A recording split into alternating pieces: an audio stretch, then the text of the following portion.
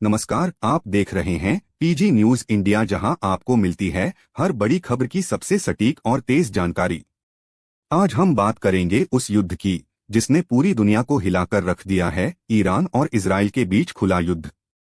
क्या है इसकी शुरुआत, कैसे बढ़ा यह तनाव और क्या हो सकते हैं इसके भयानक परिणाम?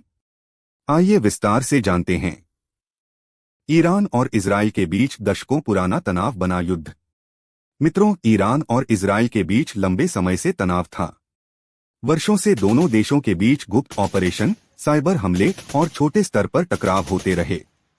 लेकिन 13 जून 2025 को यह तनाव एक खुले युद्ध में बदल गया। युद्ध की शुरुआत कहां से हुई? 13 जून को इजरायली वायुसेना ने ऑपरेशन राइजिंग लायन की शुरुआत की। इस ऑपरेशन में इजराइल ने ईरान के प्रमुख परमाणु ठिकानों, मिसाइल लॉन्च साइट्स और सैन्य मुख्यालयों पर भारी हवाई हमले किए।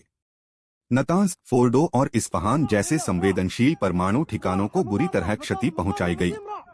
इजराइल का दावा है कि उन्होंने ईरान की परमाणु परियोजना को कई साल पीछे धकेल दिया है। इस हमले में ईरान के कई शीर्ष परमाणु वैज्ञानिक और सैन्य अधिकारी मारे गए। ईरान ने हमले के बाद बड़ा पलटवार किया।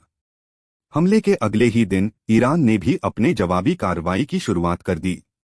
ईरान ने इस ऑपरेशन को नाम दिया ऑपरेशन ट्रू प्रॉमिस 3। ईरान ने 150 से अधिक बैलिस्टिक मिसाइलें और 100 से ज्यादा आत्मघाती ड्रोन इजराइल पर दागे। मिसाइल हमलों में इजराइल के तेल अवीव, हाइफा और दक्षिणी इलाकों को निशाना बनाया गया। इस हमले में कम से कम 3 इजरायली नागरिकों की मौत और दर्जनों के घायल होने की सूचना है। इस हमले से क्षेत्रीय प्रभाव भी देखने को मिला। ईरान समर्थक समूह जैसे हिजबुल्लाह, लेबनान और हाउथी विद्रोही यमन भी सक्रिय हो गए हैं। हाउथी विद्रोहियों ने यमन से मिसाइलें दागीं, जो इजराइल के पश्चिमी तट पर गिरी। पूरे मध्य पूर्व क्षेत्र में तनाव और भी भड़क उठा है। हमले के बाद इजराइल ने बड़ी धमकी भी ईरान को दी। इजरायली प्रधानमंत्री ने स्पष्ट शब्दों में कहा, अगर ईरान ने हमले जारी रखे तो हम तेहरान को राख कर देंगे। इजरायली वायुसेना ने दावा किया है कि उन्होंने तेहरान के आसमान में भी आकाशीय वर्चस्व हासिल कर लिया है। इस हमले के बाद कई अंतर्राष्ट्रीय प्रतिक्रिया भी सामने आई। अमेरिका, ब्रिटेन और फ्रांस ने इजराइल का समर्थन किया है, लेकिन क्षेत्रीय स्थिरता की अपील की है। यूनाइटेड नेशंस, यूएन, रूस, चीन और वेटिकन ने तत्काल युद्ध विराम की मांग की है। ब्रिटेन ने अपने आरएएफ फाइटर जेट्स मध्य पूर्व में तैनात कर दिए हैं, लेकिन प्रत्यक्ष युद्ध में भाग लेने से इनकार किया है।